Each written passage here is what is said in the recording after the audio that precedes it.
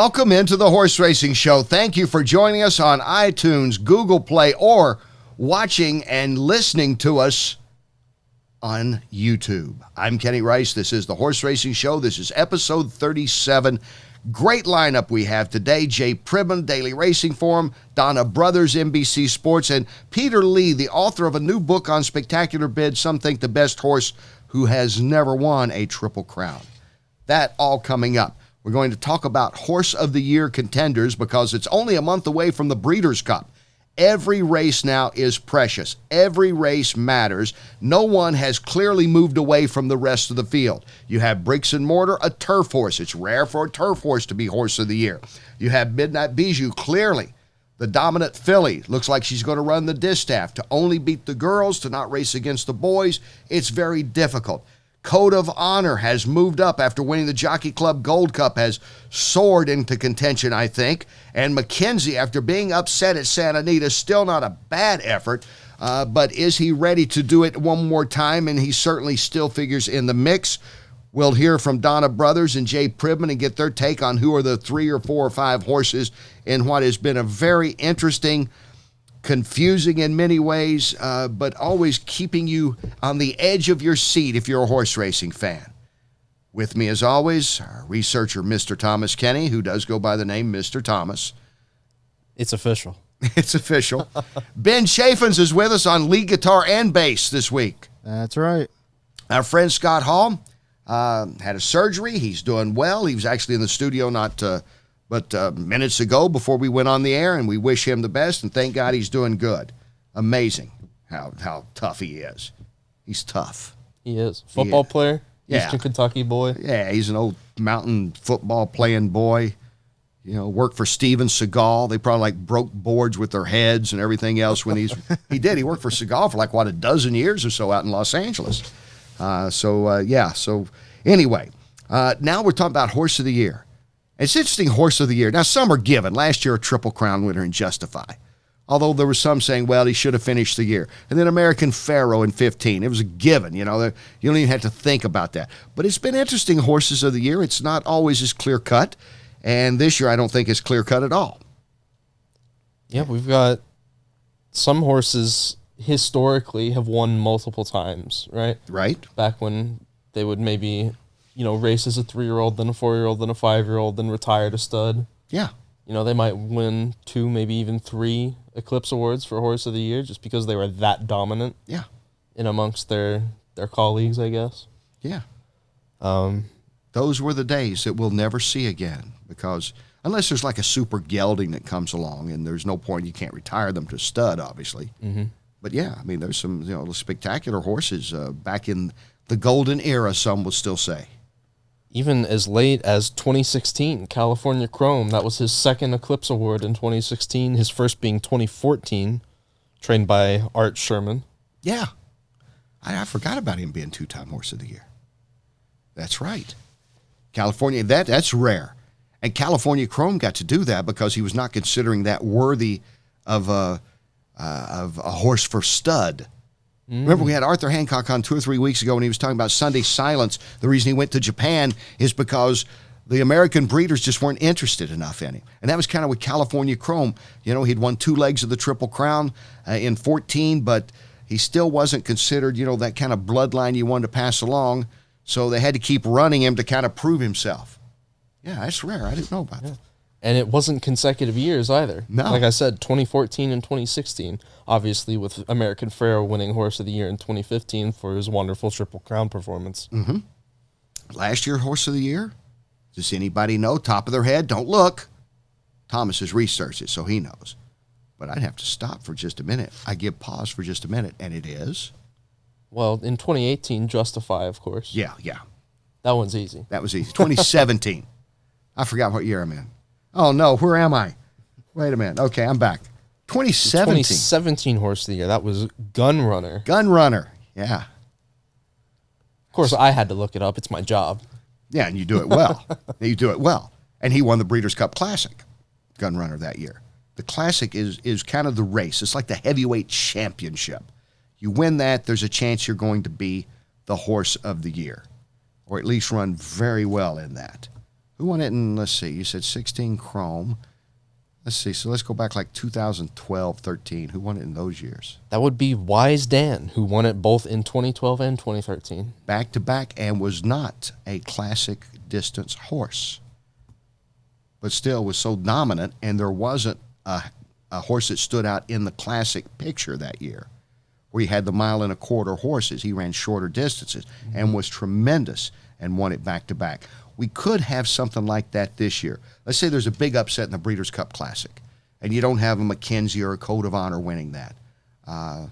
Then I think it opens it up for maybe a turf horse, which is rare, bricks and mortar, or the filly that only raced against fillies, Midnight Bijou, possibly.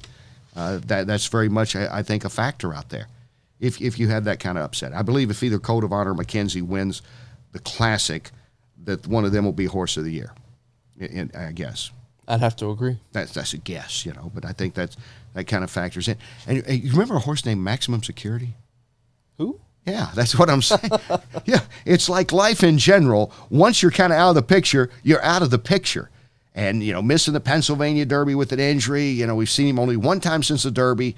Well, twice. Lost an allowance race, but then came back and won the Haskell against, not an incredibly strong field. And you wonder, will you see him again? When can he run again? The odds are, with only a month to go before the Breeders' Cup Classic, that's where he's going to go, if indeed he goes. And otherwise, he'll be a horse that got a lot of attention this year for being disqualified in the Kentucky Derby, and I think that's the way we'll remember Maximum Security. Hopefully they let him race again as a 4-year-old, so he'll have a chance to make that up. Yeah, they might have a shot at bringing him back next year. That would be a good point. That would make sense, and that would be a chance at some type of redemption, I guess.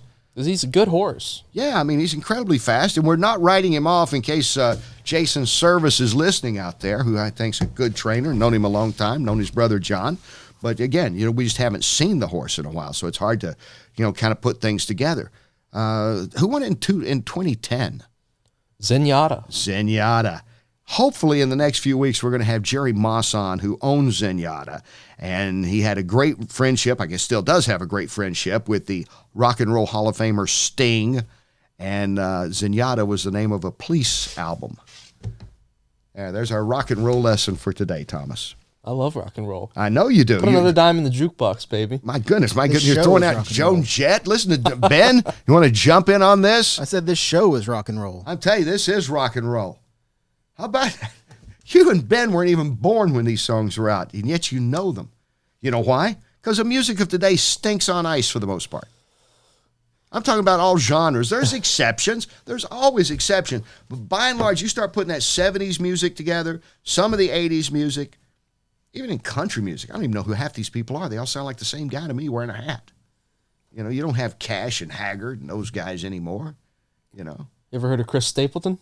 Chris Stapleton is why, why he's so famous? Is because he sounds like those guys and he differentiates himself from everybody else because of that. That's my opinion. Plus, he writes some really good songs. He does. He made it as a songwriter first. I'm not a country music guy either. I appreciate talent. I was laughing when people say, hey, I bet you know a lot about country music being from Kentucky. No, actually, I don't. I know about that era, when I was a disc jockey as a kid and I worked at a country station. I also worked at a rock and roll station. And, it's like, it's like the Queen. Did you ever see Bohemian Rhapsody? I haven't yet, but it's on my list. Have you seen it, Ben? I did, yes. Did you like that? I really enjoyed it. It was a great movie. I saw Rocket Man. What did you think about that? I did not think it was as good as Bohemian Rhapsody, but it was an interesting approach. Yeah. And probably encapsulated Eric Clapton. How quickly we forget. But I would put Clapton in there. Clapton, Elton John, the Beatles, the Stones, the Who. That's classic stuff. Mm-hmm. But you're right. I don't know. Yeah, no, but I thought that the Bohemian Rhapsody did a really good job. And that was the whole point of that is, they was distinguished, they were distinctive, like a Freddie Mercury was distinctive. Rod Stewart, Mick Jagger, they kind of stood out. Much like in sports. We got the baseball playoffs going on right now.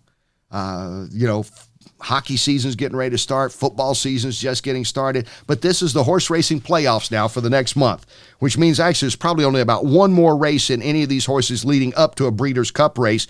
Some of them, like Code of Honor, like McKenzie, they've already run their race. They will not run again until the Breeders' Cup. And by the way, it's 90 degrees this week in Kentucky, and I'm thrilled because I've never swam outdoors in Kentucky in October, and I'm doing it now. That's an impressive feat. I tell you, I don't mind the hot. We'll be talking about this when we're shoveling snow out of the driveway, in just a few months. Do you remember when? I remember when. Remember the good old days when it was hot in October. It's hot over most of the country, except some of our friends up like in the plains, up in the northern area, where they're getting blizzards right now. But we won't talk about global warming because that's not what we do on this show. We talk about horse racing. And when we come back, we'll talk to a good friend of mine, a former jockey now with NBC Sports, Donna Brothers, Jay Privman. Always has something to say, the award-winning journalist. We'll talk more about this picture of Horse of the Year. And Peter Lee, the author of a spectacular bid book. All right here on episode 37. Can you believe it, Thomas and Ben? No. Episode 37 of the Horse Racing Show. Stay with us.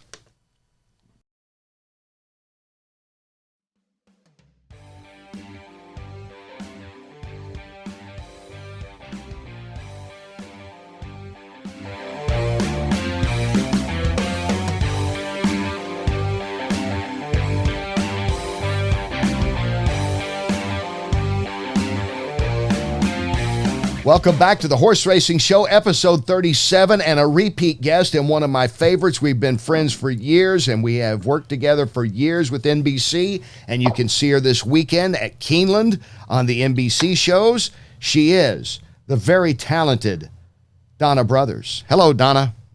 Hello, Kenny Rice. Are you saying I'm talented because I can ride a horse and carry a microphone at the same time? Well, let's see, Donna. I don't know too many people that can do that. Let's see. I'm looking at Randy, and I guess Jerry might could. I don't know. You'd think he would be able to, but I don't know. He was kind of lazy when he was with ESPN. He had the microphone. I know. On the microphone and the speaker over there on the outrider. He was like, "No, I'll interview him from my chair." I remember that.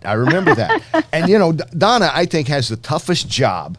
We've talked about before. I mean, we scurry around there trying to grab the trainers because they don't have them handy. We don't have the sports information director bringing the winning trainer over, like the winning Wouldn't that coach. be nice? Oh, wouldn't that be nice? You know how nuts it is. After the Breeders' Yes. Cup races, too. I mean, you just kind of grab and go. But you're out there on the horseback. You've got about, 20 seconds or so to grab that guy that just won the race and do an interview with him. Okay, but let me just say I have it easier than you in that respect because I have an outrider who pulls him up and holds him. It's like, no, you can't go back. Donna's going to interview you. I don't have to. You're riding a horse. You're trying to find remember my what jockey. just happened in the race, and you don't get to see the race that much, do you? I mean, you look on the big board, maybe like at Churchill, but it's tough. Yeah. It's tough at ground level for us to see the entire race. I have friends say, "Did you see that?" I go, "I saw part of it. I see the race. I hear the race. I know who won, obviously." But we don't have that monitor right in front of us. I think in some ways that actually makes it better for all of us because our viewers, I would venture to say, especially on the big days, like we've got the Fall Stars weekend coming up from Keeneland on NBC and NBC Sports Network this weekend, and these viewers will be mostly horse racing fans. But on the really big days, like Breeders' Cup and Derby, yeah, I would venture to say 85% of our audience does not know where the winner came from. And so it kind of behooves us a little bit and behooves our audience for us not to know so that when we interview the jockey and we interview the trainer, we let them tell the story because we really couldn't see it. And besides, the story's better coming from them, right? From us. So. Well, that's how you're good at it. I mean, that's what a good interviewer does. It's, the stars are the people we're interviewing. Mm-hmm. Absolutely. Like you're the star right now. I'm interviewing you. You're the star right now.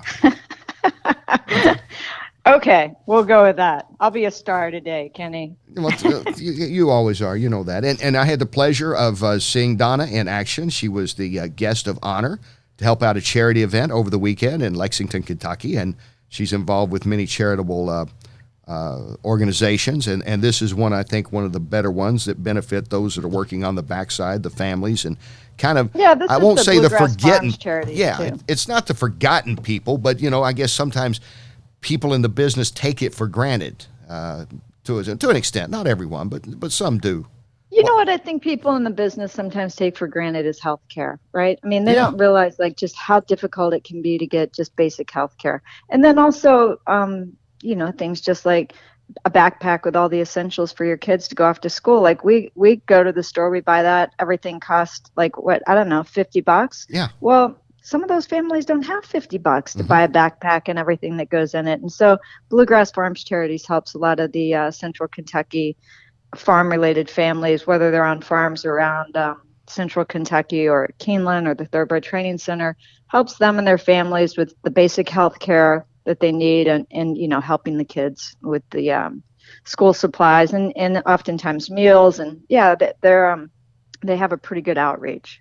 Yeah, it's tough work, and we've talked about that several times on this show, Donna, is when, and I do appreciate some of the work that like PETA and these other organizations do. I don't want to make blanket statements, but like in horse racing, a lot of times they forget, and other people forget that are covering these stories, of all the hundreds of people that work on the backside that are not the millionaires that own horses, or some of the elite trainers or jockeys that make well into the six figures, if not more.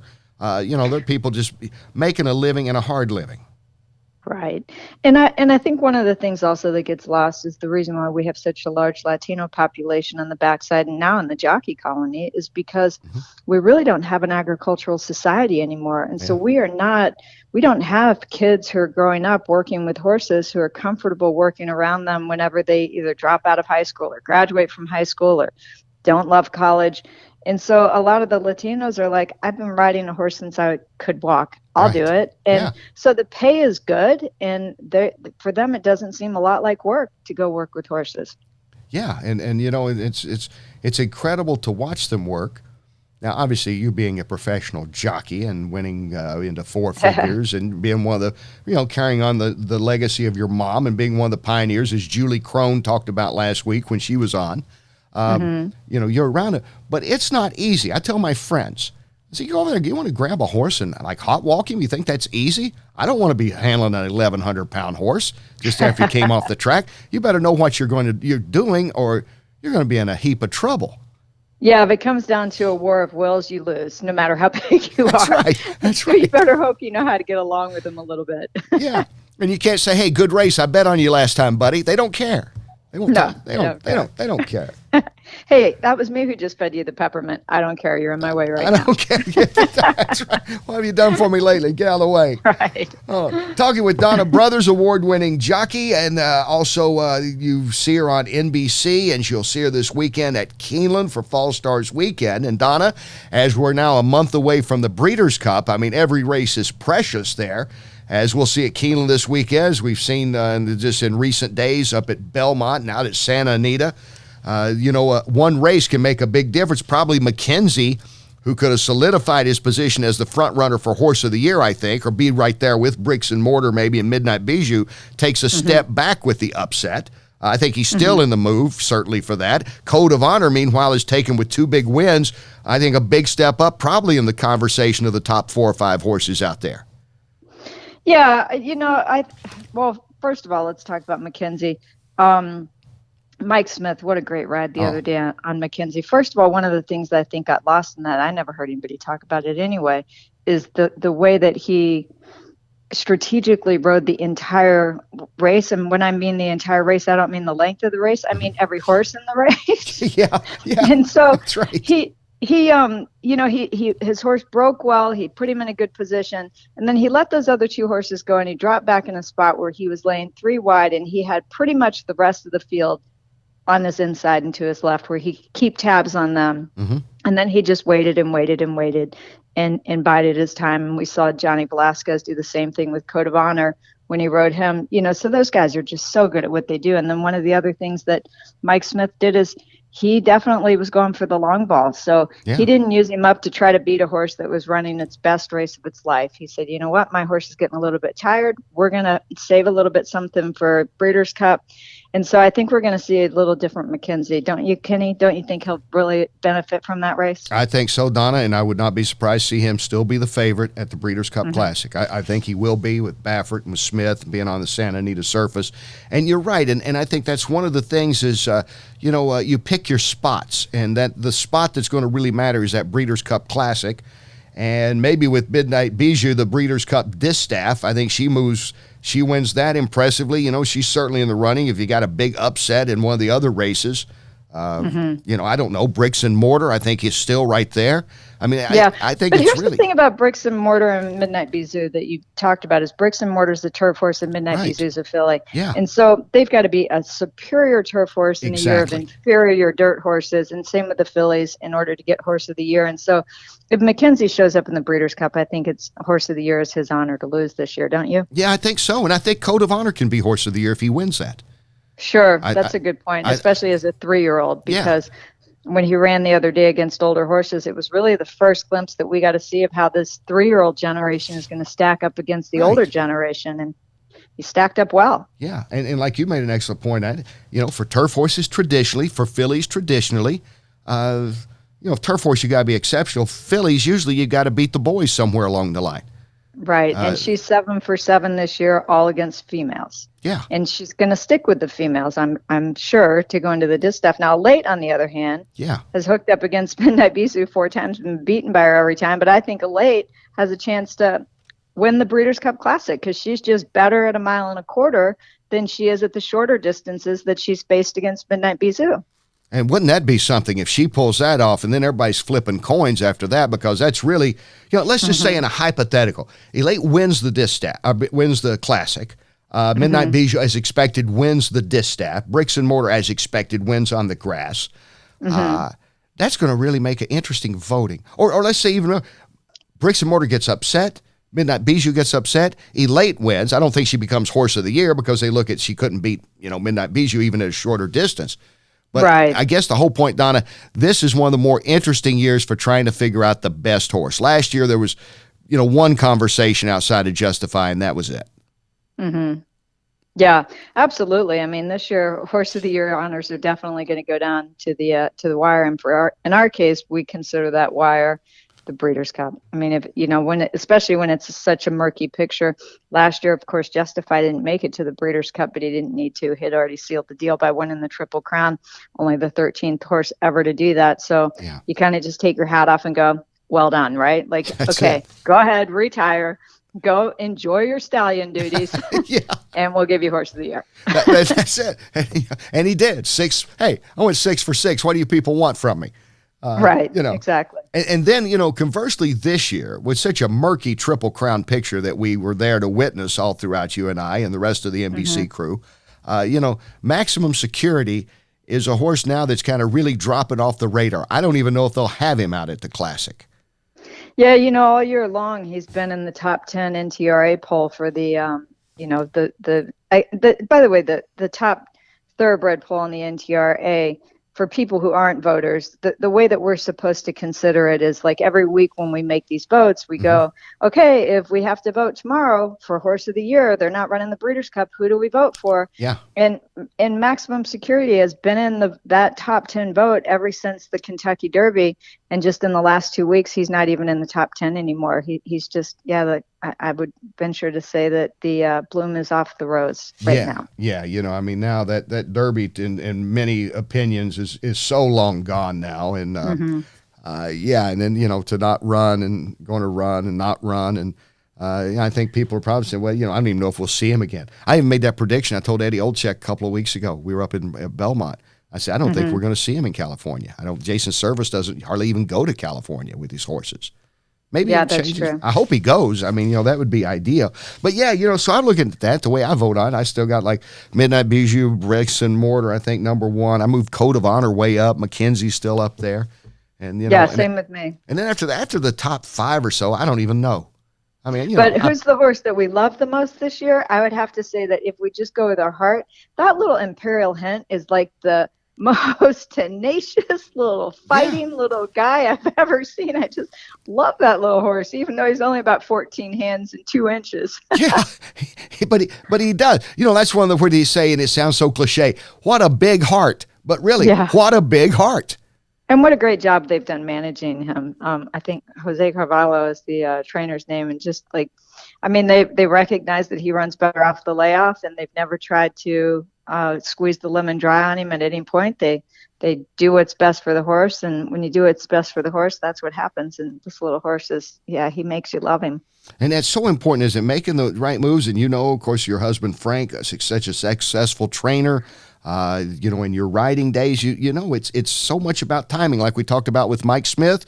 He's going to wait. He's going to wait. The race for McKenzie that everybody's going to be paying attention to is a classic, and so much of racing and Charlie in life in general, right, is picking your spots and the timing of it all to be ready for that moment. Yeah, like I think, Steve Asmussen said it best a long time ago, and I'm sure other people have said it, but I just remember him saying it.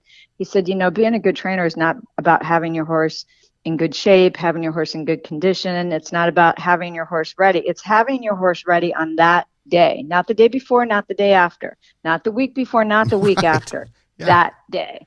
And that takes a special gift. That's why people who are good at it continue to rise to the top and prove that they deserve those kind of horses and those sort of opportunities. Excellent point. We're talking with Donna Brothers, the talented Donna Brothers from NBC Sports, and my longtime friend. And, you mentioned that, and so much is, too, about the Derby. Look at all the Derby winners, like over the last 25 years. How many of them still stayed around as 4-year-olds or had successful 3-year-old years? There were some. I think the trick is to geld them at 2. It must be. It must be. And then we can keep them around. Because look at how many we've seen them come and go, and people say, let's see, whatever happened to Derby horse? I go, that's a good question. Whatever happened to Fusaichi, Pegasus, Monarchos?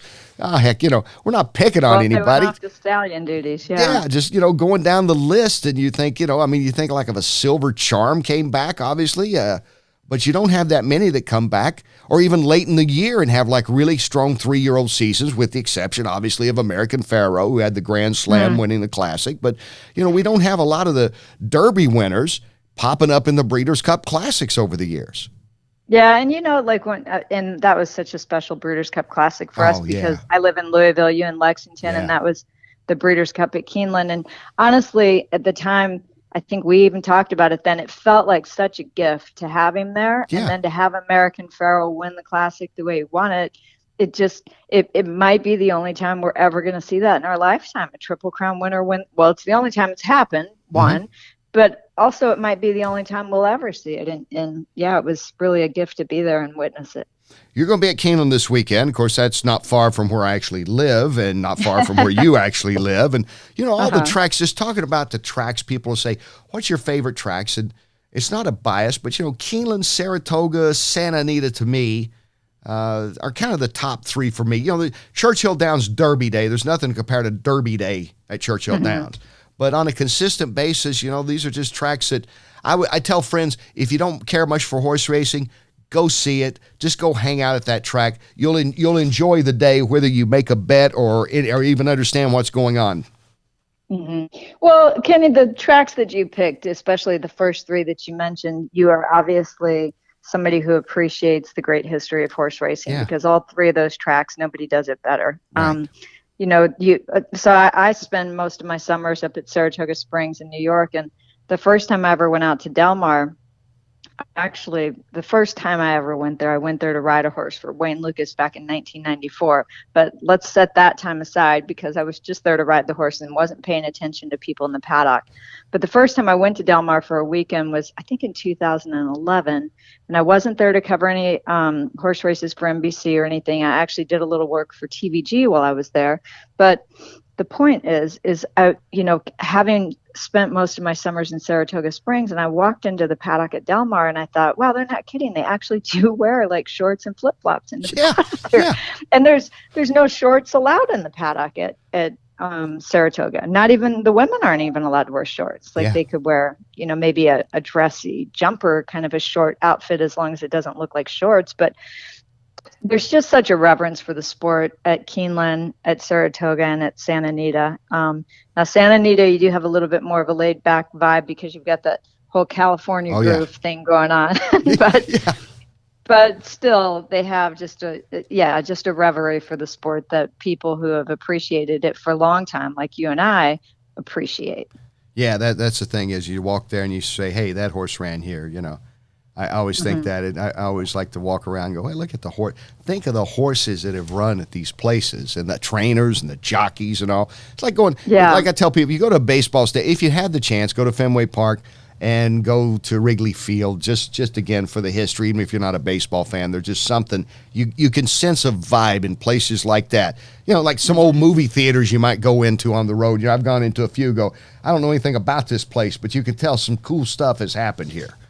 Right. Like the first time I ever saw the Notre Dame Cathedral when I was in Paris, I remember I was standing there staring at it and all those gargoyles on top of the building and all the history. And I just started to, I could feel myself become emotional. Yeah. And I was like, gosh, am I going to cry? Sure. But you have such reverence for the history and what it took to build that building back then. And,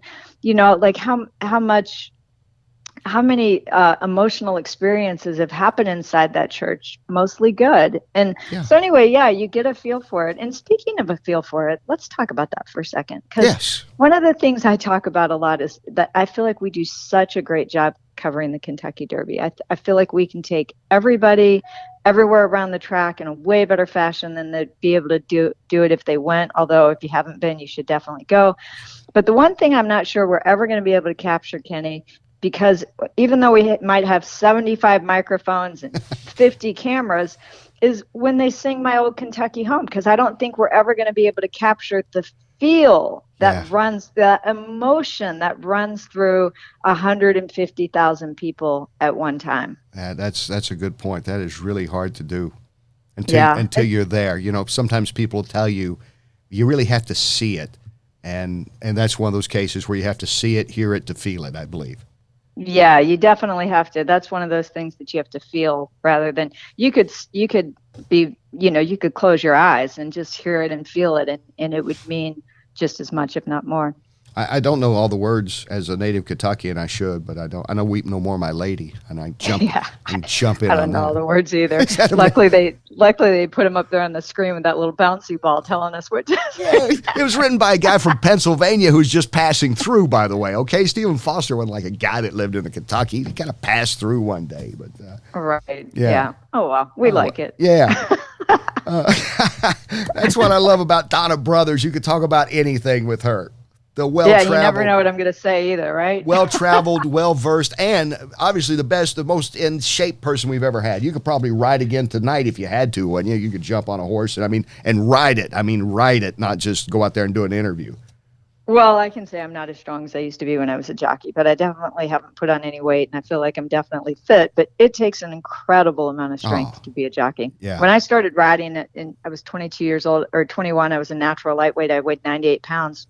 And it didn't take me very long to realize I wasn't strong enough. So I had to put on 6 pounds of muscle just to be able to compete with the guys. Yeah.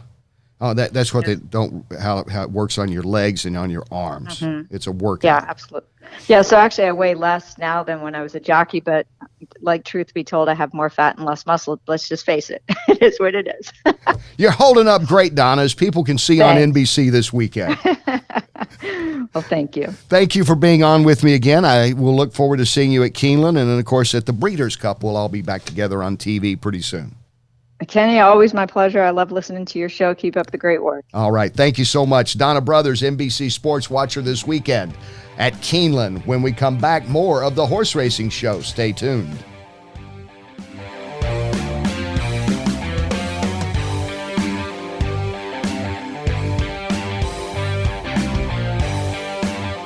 Welcome back to the Horse Racing Show. I'm Kenny Rice. This is episode 37. Thanks all of you who have entered our contest, and especially those who have watched and liked and subscribed to us on YouTube. And we're glad to have with us now who told one of the great stories of all time on this episodes months ago. I can't even remember when. But he's a great friend. He's one of the top journalists in the business, has been for years, national correspondent, Daily Racing Form. We've worked together at ESPN and NBC. Somewhere in Southern California, we connect now with Jay Privman. Jay, welcome back to the show. Kenny, it's my pleasure. How are you? I'm good, my friend. You were on one of the early shows with us. You told the great story about having lunch with Liz Taylor. That's still like a favorite on this. Yeah, that was the Cliff Notes version of that is that Marge Everett, who owned Hollywood Park at the time, was trying to curry favor with me, and she invited me to have lunch in the Turf Club one day. And unbeknownst to me, when I showed up at the table, also joining us for lunch was Liz Taylor. So that was pretty funny. I mean, this is the Jay Thomas meets the Lone Ranger that he always told Letterman on Christmas time. I love that. I heard that all the time. I said, Jay Privman is the only person I know that actually met Liz Taylor. And she couldn't have been nicer. I mean, it was just, this is 30 years ago or so, but it was when this happened. So it was pretty fun. And it was completely out of the blue and unexpected. It was just a great sort of Marge Everett of like, you think you're just coming to have lunch with me to talk about Hollywood Park? Oh, I'm going to raise the stakes here far beyond what you imagined. Oh, that's just great. And now segueing into raising the stakes with the Breeders' Cup a month away. And do we have any clear picture after Code of Honor makes wins over the weekend? Mackenzie gets upset over the weekend. Do we have a clear-cut picture of this Horse of the Year race and the way the Breeders' Cup Classic's shaping up, Jay? Well, the Classic itself, I think, is a really interesting race, Kenny, because as you mentioned, Mackenzie got beat in the Awesome again the other day, and I still think he's the tepid favorite for the race, but he's never won at a mile and a quarter, which is the Breeders' Cup's distance. And Code of Honor has won 2 straight at a mile and a quarter, the Travers and then the Jockey Club Gold Cup. They're still on the fence as to whether they're going to come out for the Breeders' Cup. I hope they do. I think it would make it very interesting. And there's a real good chance that the mare Elate, who's running at Keeneland in the Spinster, for her final prep, could run in the Breeders' Cup Classic. And I think that would really spice the race up. But one horse that I know for sure will be in the race is from the East Coast is Vino Rosso, who won the Gold Cup at Santa Anita earlier this year, and then got taken down in the Jockey Club Gold Cup. So it's still a really interesting race, I think. Yeah, I was trying to think of, obviously last year there was, maybe one other horse in the mix, but I mean, it was all about Justify, and just like with Farrell in 15, and, there's some years that stand out where this horse is probably going to be at. But I think it's really interesting that like Bricks and Mortar, you'd have to put him in the mix. Midnight Bijou, can you win just by beating the fillies? I don't know. Can we be like the Lady Secret of this year? If something crazy happened in the Classic, do you see any other scenarios out there when you talk Horse of the Year? Well, certainly Bricks and Mortar is a viable candidate right now. The interesting thing with him is that he's probably best from a mile and an eighth to a mile and a quarter, and there's no Breeders' Cup race that falls into that. So do you shorten him up to a mile, which is what they're going to do, or stretch him out to a mile and a half, which is what they've decided is not in his best interest. So he's going to go in the mile grass race, and certainly if he wins, he'd have a terrific record and would be a very strong candidate for Horse of the Year. You mentioned Midnight Bijou, who's undefeated this year, but she's only run against fillies and mares, and she is going to continue that march in the Breeders' Cup when competing in the distaff. And I think for her to be Horse of the Year, you have to have a pretty chaotic Breeders' Cup day, because usually voters don't go for horses who run just in a restricted race like that all year long. But there's certainly precedent for it. When Azeri was Horse of the Year, it was a year when there was just a chaotic Breeders' Cup result, including Volponi, with the big upset in the Classic that year. The year that Lady Secret was Horse of the Year after winning the distaff, at least earlier that year, she had run and beaten males a couple of times. So she had that on her resume. The one other horse, Kenny, who I think has a real big chance to be Horse of the Year, again, depending on how the results go on Breeders' Cup weekend, is the horse who won the Met Mile for Steve Asmussen, Matoli, who's just had a terrific year, a number of Grade 1 wins, and he's going to run in the sprint, but he did win as far as a mile in the Met Mile. And I think, for instance, if he were to win and Bricks and Mortar got beat and there was a big upset in the Classic and maybe Midnight Bijou lost as well, there's scenarios where you get to Matoli being Horse of the Year. So those are some of the horses I think are in play for that honor right now. Yeah, Matoli, beat Mackenzie. I mean, this is it's happened before, but it's been a while, I think, since it's been this many scenarios like you say. You can start laying them out. What if this? Bricks and Mortar doesn't win. Midnight Bijou doesn't win. Something crazy happens and you have another Volponi wins the Classic. I think it's just going to make it fun. I think it's really could be one of the fun Breeders' Cups in a long time with all the things in play.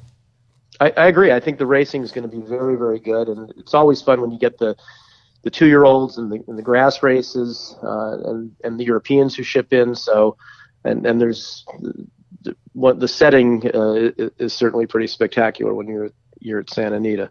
And I'm glad it's at Santa Anita. We've said that on this show. I think it would have been just so confusing to the general public to not, if they'd pulled it from Santa Anita.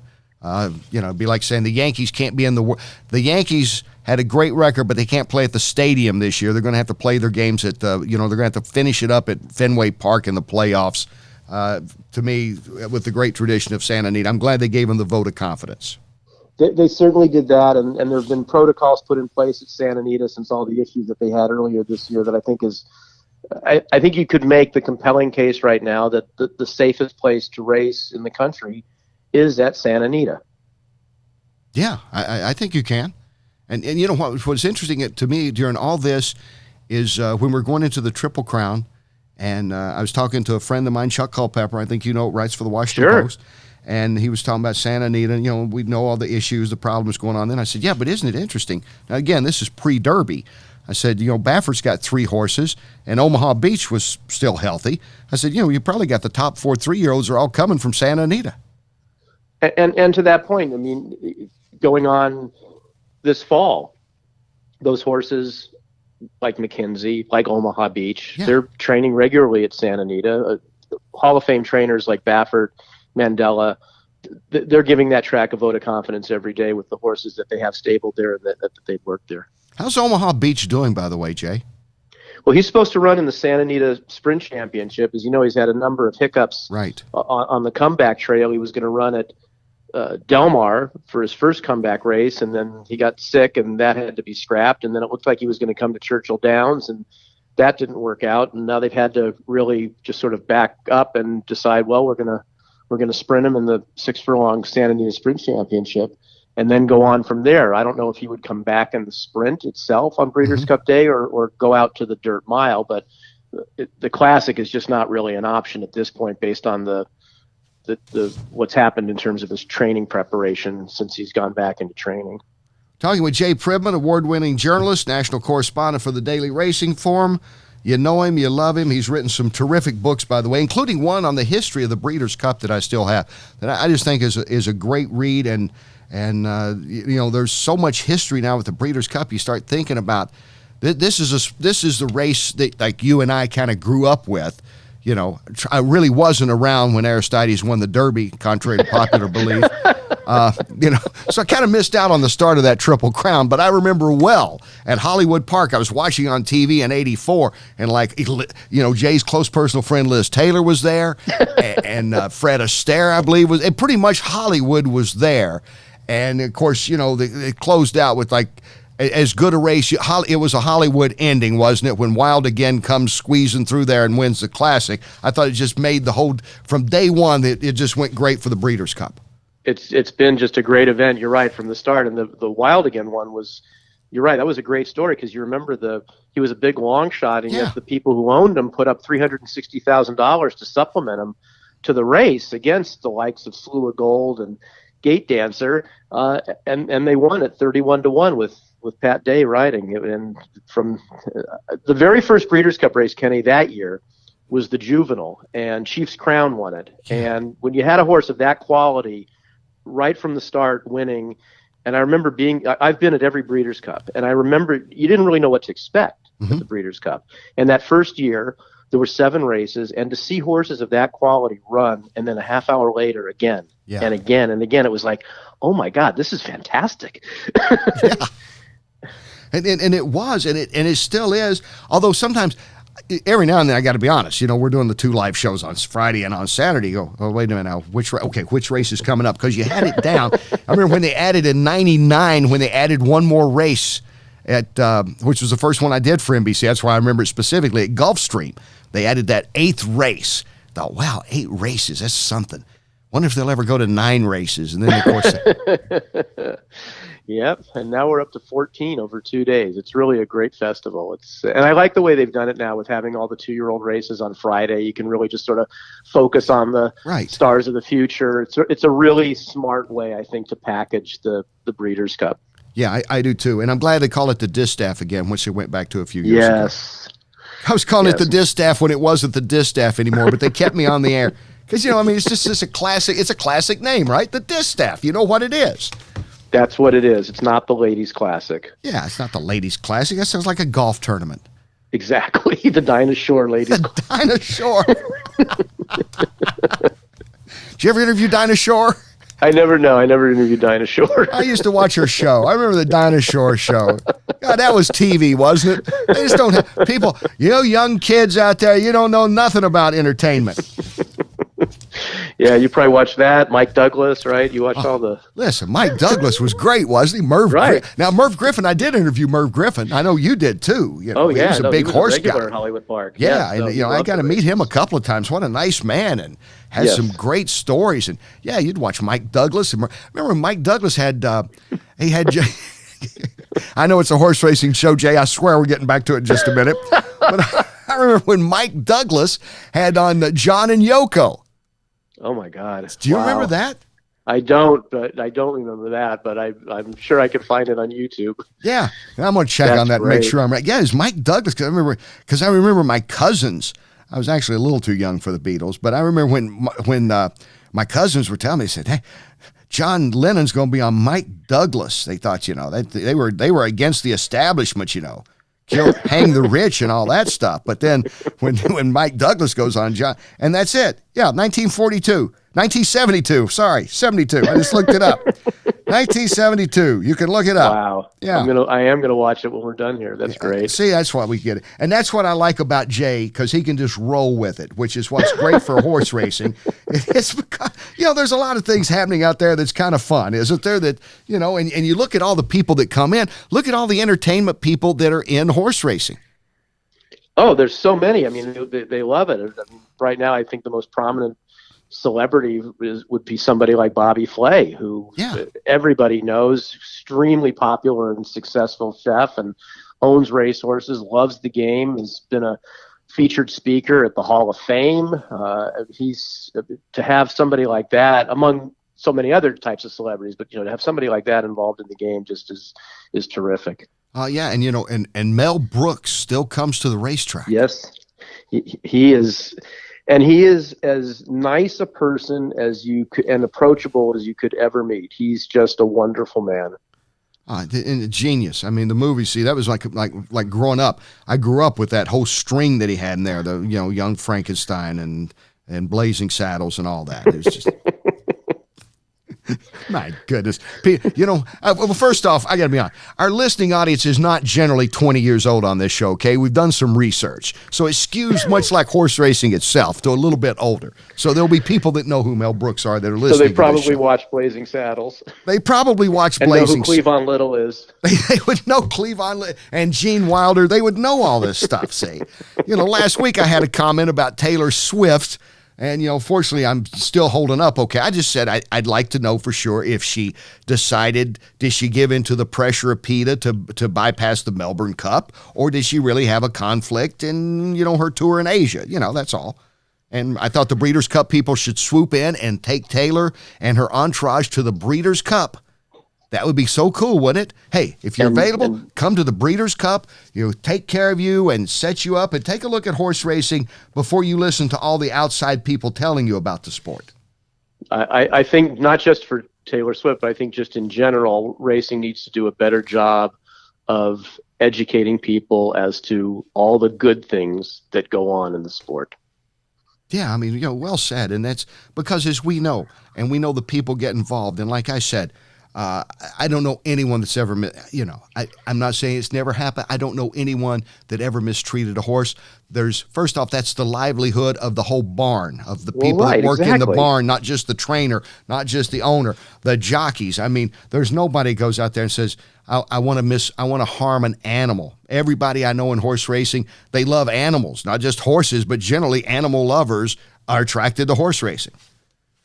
No, like I think you put it best there when you said it's their livelihood. I mean, they're not going to harm the very essence of what makes them, of what gives them a job.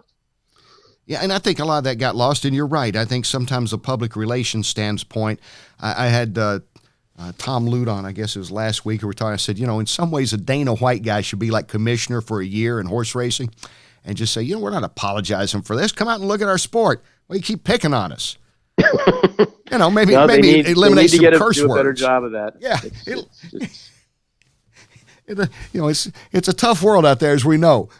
Producers and editors, we know it's a tough world. Geez, some of my best stuff's been cut. You know that. It's good. That was such a good story. What is going to be the biggest story this year going into the Breeders' Cup that Jay Privman's going to be covering for the Racing Forum?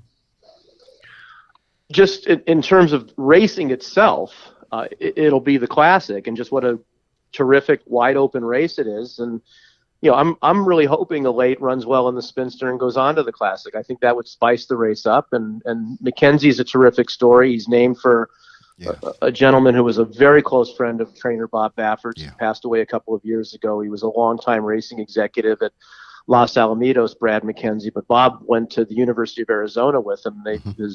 Bob's late mother always referred to him as the son she never had, or the extra son that she never had. Yeah. And I think you'd see a very emotional response out of Bob Baffert and the people connected with Mackenzie if he were to win the Classic. Yeah, and the great friendship that Bob's had with, not just all the owner, but especially with Mike Pegram too, who's involved in that. Yes, exactly. That's when I first met those guys, when they won with 30 slews the sprint at the Breeders' Cup, like 92, I think it was. It was 92, exactly. Yeah, so that was the first time I crossed in. And will there be a lot of stories on Santa Anita, do you think? I mean, I know there's going to be some. Will the LA Times just have a story every day on it? I mean, I don't know about every day, but it is a legitimate news story as to what's gone on this year at Santa Anita, and I'm certain that's why when I was answering your question before, I said in terms of racing, and I was talking about the Classic, but I think in terms of just stories, I mean, that will be for, I think, most news publications that and or radio or TV that cover the event, that is a significant aspect of this year's Breeders' Cup, is what has transpired at Santa Anita this calendar year and the things that have been done to make improvements at Santa Anita and in California in general, which had a Del Mar meeting, for instance, in which there were 0 racing fatalities. Right. There are things that are being done here that I think are going to be embraced by the entire sport, and it'll make things better. And that is the kind of message that racing needs to be getting out as we lead up to the Breeders' Cup. Jay, before I let you go, something else very important. What about the LA Kings this year as the puck gets ready to drop on a new season? Well, Kenny, as you know, I'm a longtime fan of the Kings. They've won 2 Stanley Cups, but realistically, the lineup that they have this year does not look like one that's going to be able to get them to the playoffs. I think we're playing more for a lottery pick than we are for a playoff spot. So I remain hopeful but realistic. And the Dodgers, is this the year? Boy, they've got all the tools to do it. They've had a great season. We'll see if they can finally get over the hump for the first time in 30 some odd years. It's been a long drought for them, but they've certainly got the personnel to pull it off. You know who else I could talk in horse racing about the Breeders' Cup Classic, and Mel Brooks and Mike Douglas and John Lennon and Merv Griffin and the Kings and the Dodgers and Elizabeth Taylor? Nobody but Jay Privman. I'm telling you, that's true. Jay, my friend, thanks so much. I look forward to seeing you in California in a few weeks. I can't wait. It's always fun doing stuff like this with you, Kenny. I just really enjoy your company, whether it's in person or doing a podcast like this. Well, you're a great friend, and I really appreciate it, Jay. Thank you.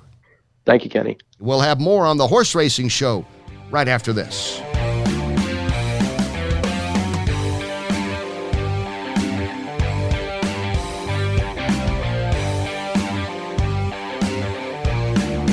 Joining us now on the Horse Racing Show is author Peter Lee, who has written a book about Spectacular Bid, the last super horse of the 20th century. I think many people will certainly agree with the title.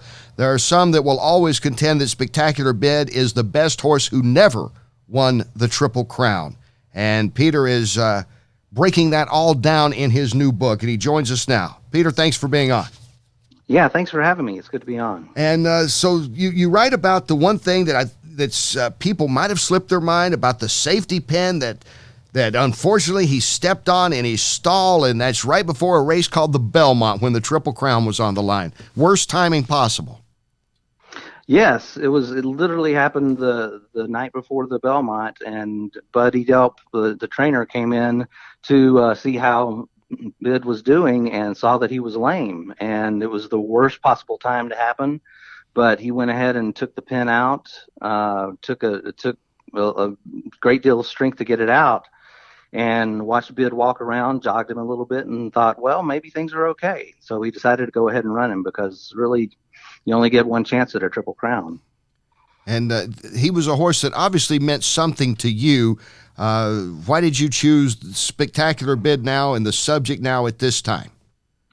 Well, I grew up in the 70s, and my brother was a big horse racing fan, and I started watching Seattle Slew and Affirm, just a perfect time to watch horse racing, and picked out my horse in 1979, basically on the name Spectacular Bid. I had no idea he was the favorite, but saw him win the Derby, saw him win the Preakness, and then just broke my heart when he finished third in the Belmont. But it took me years later, being in the middle of Georgia where there is no horse racing, to actually find out about the safety pin, and it intrigued me. I wanted to know a little bit more about it, and that's why I wrote the book.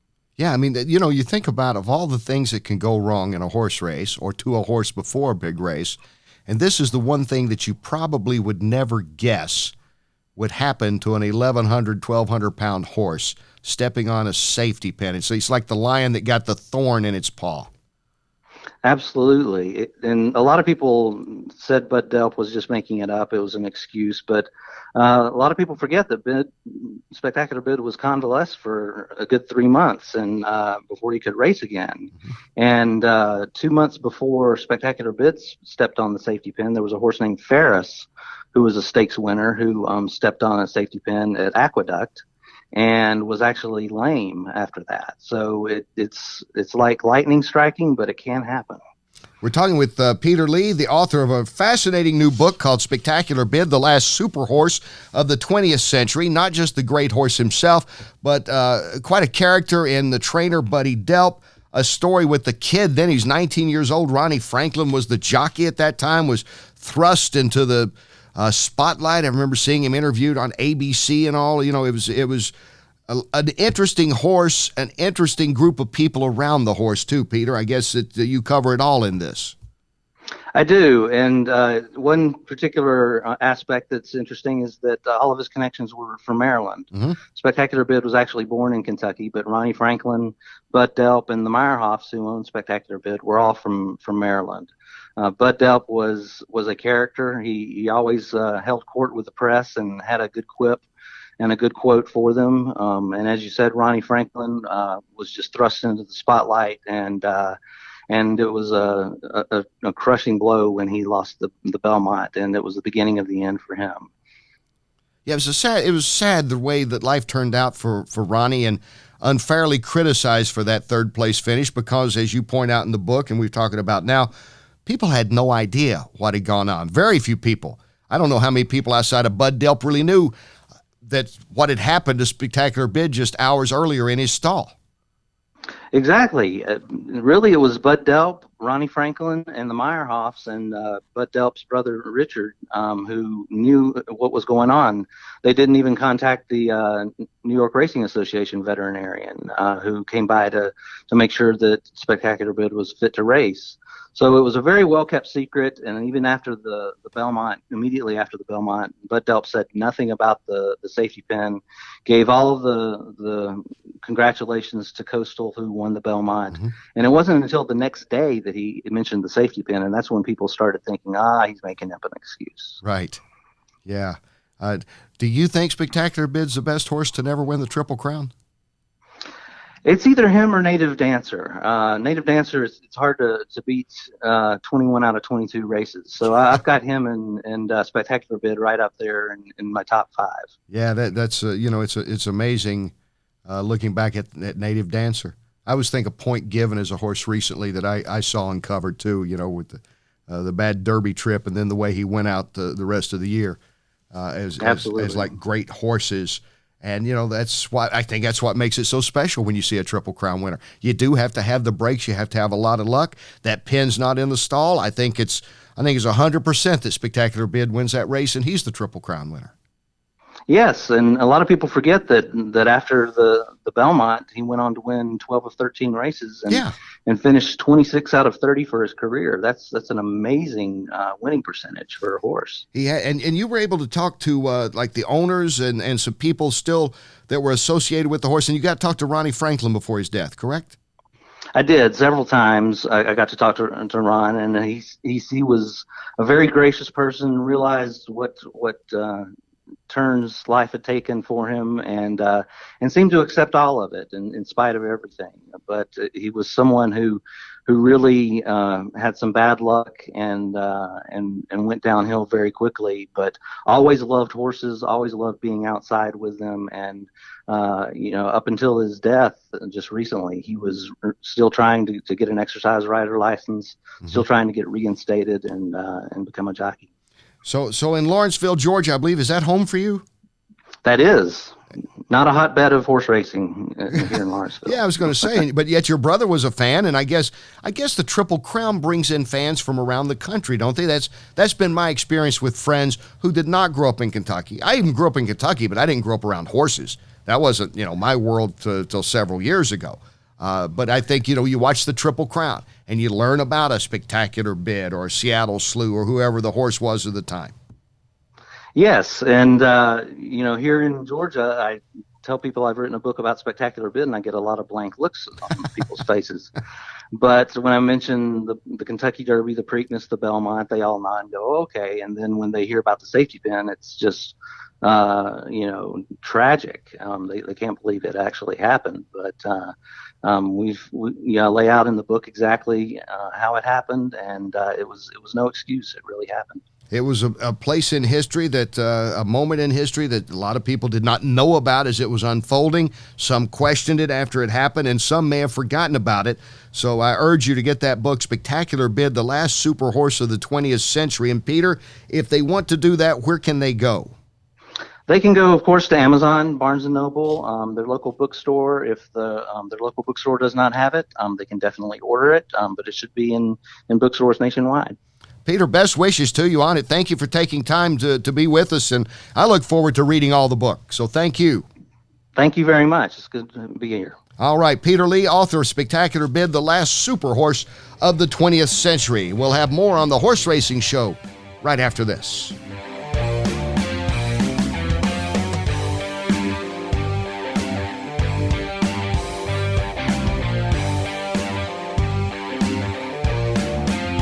And welcome back in as we get ready to episode 37 in the books, of the Horse Racing Show. Thanks to Jay Privman and Donna Brothers.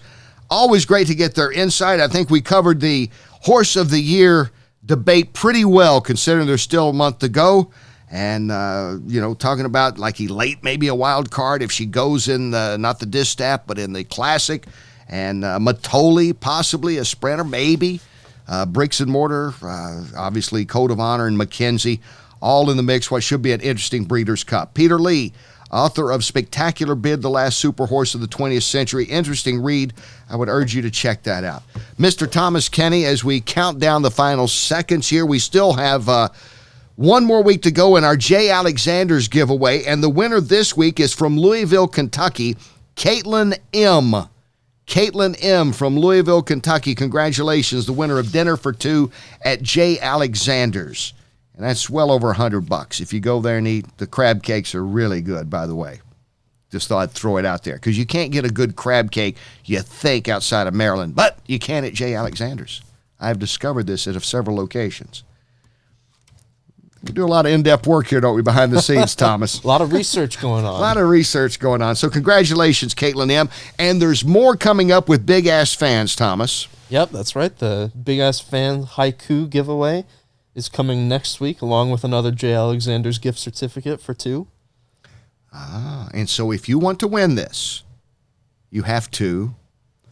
You go to our social media or on the link below the video on YouTube, and you'll send you to a website called gleam.io. Don't worry, it's safe. All it's going to ask you for is your email and name, which, as you've seen, are not going to be distributed live on the show, just your first and last initial. Mm-hmm. And what you're entering to win, like we said, dinner for 2 at J. Alexander's, possibly up to over $100. Yeah. And a 52-inch Haiku fan. We've got one black one, one white one. And it has its own remote control. Wow.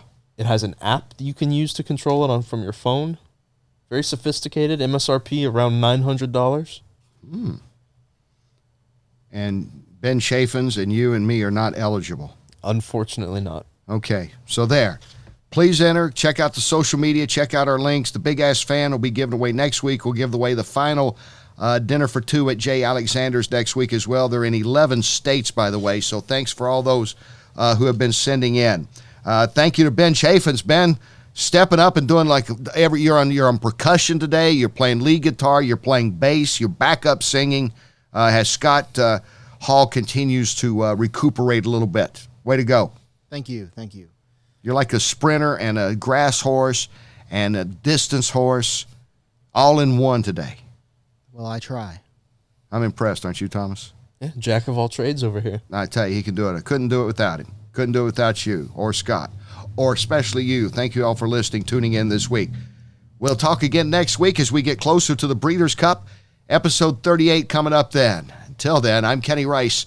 Thank you for tuning in to the Horse Racing Show.